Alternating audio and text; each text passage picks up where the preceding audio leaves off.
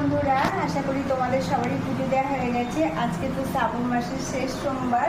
আজকে আমি শ্রাবণ মাসের শেষ সোমবারে আমি কী কী দিয়ে বাবার আরাধনা করতে চলেছি তা তোমাদের সামনে আমি তুলে ধরি।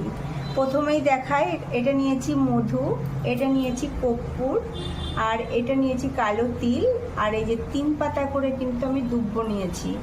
আর এটা হচ্ছে ধুতরা ফুল, বেলপাতা, ধুতরা ফুলের এই যে বীজ, আর এই যে নিয়েছি পৈতে, আর আতপ চাল, বেলপাতা, আর আকন্দ ফুলের মালা।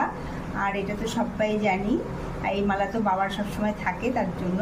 আর নিয়েছি পদ্ম ফুল, আর বাতাসা নিয়েছি, তারপরে একটা গোটা ফল নিয়েছি, দুধ নিয়েছি কাঁচা, আর ঘি নিয়েছি, আর এই যে সবুজ মোমবাতি, আর গঙ্গার জল, আর